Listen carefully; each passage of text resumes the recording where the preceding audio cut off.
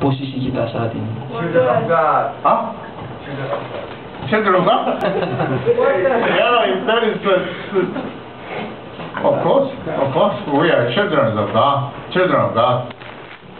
How can call the Korean to you or another country people? Another country people. How can Korean call? Bagaimana biasanya orang Korea di sini memanggil orang yang bukan berasal dari Korea dengan sebutan apa? Orang asing. Orang asing. Orang Foreigners. foreigners. Orang asing. Or pilgrims. Pilgrims itu bahasa Indonesianya peziarah. Peziarah jadi orang yang suka ke satu tempat, ke tempat lain dengan tujuan. Ada mirip dengan pengembara, cuma pengembara dia nggak ada tujuannya, pokoknya jalan dari peziarah. Dia melakukan perjalanan karena ada tujuan yang pasti, dia ke sana. Jadi tidak sembarangan. Actually, we all of us are pilgrims. Sebenarnya kita semua adalah peziarah. Come out from mother's womb, and we are wanderers. Okay, you may come and come on, brother, come on.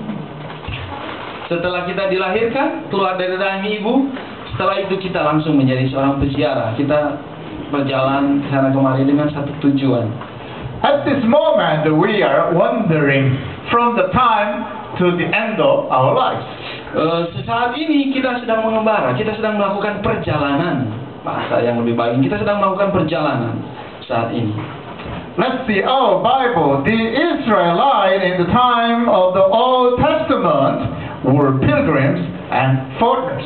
Orang Israel adalah gambaran yang terbaik mengenai perjalanan ini. Kita seperti orang Israel melakukan perjalanan ke tanah yang dijanjikan Tuhan buat kita semua. Dan orang Israel, kalau kita lihat dalam perjanjian lama, mereka melakukan perjalanan sebagai orang asing.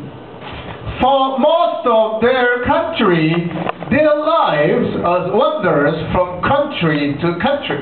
Kalau kita baca dalam kitab perjanjian lama, orang Israel sebagian besar dari sejarah keberadaan orang Israel itu mereka hidup berjalan dari satu kota ke kota, dari satu negara ke negara yang lain, dari satu daerah ke daerah yang lain. So God shows us two lessons through the Israelites. Jadi sebelum orang Israel masuk ke tanah terjanji, tanah Kanaan, mereka berjalan dari kota ke kota, dari daerah ke daerah, dari negara ke negara untuk sampai ke tanah perjanjian. Dan Tuhan mau mengajarkan kita dua hal melalui orang Israel ini. The one is that everyone is on pilgrim's journey. The other one is that when we live as a pilgrim spirit, we can serve God wholeheartedly. Pelajaran pertama yang kita bisa belajar dari orang Israel pertama adalah bahwa setiap kita adalah seorang peziarah, adalah seorang yang sedang melakukan perjalanan itu menuju tanah terjanji yang dijanjikan Tuhan pada kita, yaitu surga. Dan yang kedua, bahwa kita ketika melakukan perjalanan itu, kita memiliki spirit, kita memiliki roh seorang peziarah dengan mata yang tertuju kepada tanah terjanji yang sudah dijanjikan oleh Tuhan sambil melayani Dia dalam perjalanan kita. If you see the Genesis chapter 3 verse 19, all human, our bodies comes from the earth and go back to the earth. Kalau kita baca dalam kitab Kejadian bab 3, kisah penciptaan manusia dan bumi, di situ dikatakan bahwa manusia itu datang dari tanah. Tuhan mengambil debu tanah, menghembuskan nafas dan jadilah manusia. Dan suatu waktu nanti manusia akan kembali menjadi tanah. Amen. Comes from earth and go back to the earth.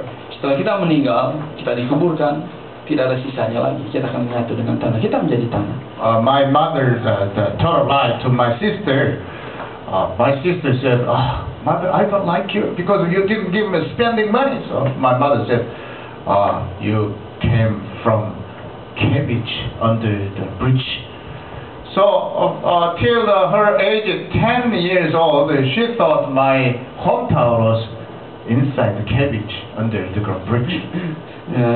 Saudarinya Pastor James, saudari kakak perempuannya, Pastor James waktu masih kecil dibohongi sama ibunya karena dia sering minta uang mamanya, karena mamanya nggak kasih uang, dia marah kan. Terus mamanya bilang, engkau berasal dari kol yang ada di bawah kolong jembatan. Jadi itu sayur kol itu. Jadi dia berasal dari dalam sana. Jadi sampai umur 10 tahun, kakak perempuannya ini berpikir bahwa dia berasal dari kol, dari asalnya itu dari dalam kol Tahu kan kalau saya bilang kol kubis? Well, what about you? Where I come from? Huh? Kita berasal dari mana? Ada yang tahu dari mana? Heaven. Oh, Kamu dari Heaven. there you go. From heaven. What about our soul and spirit? Our soul and spirit. Lalu bagaimana dengan roh kita, jiwa kita? Berasal dari mana? Ada yang tahu? Dari mana? Tubuh kita tadi sudah bilang. Nanti kembali ke sana. Tidak ada yang bisa mengingkari itu karena kita bisa melihat dengan yakin bahwa setelah kita meninggal, dikuburkan, udah nggak ada sisanya kan? Ada peti-peti dan tulang-tulang doang. Lalu roh kita dari mana asalnya? Dari Jiwa kita. Allah. Daya yang membuat tubuh ini bisa bergerak itu dari mana? Dari mana? Ada yang tahu dari mana? From sky. Home sky? Some guys say, young age, they say, my soul comes from computer game.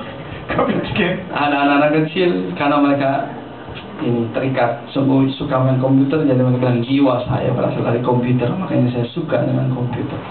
You know, but our spirit and soul comes from God, and therefore we will go back to our God.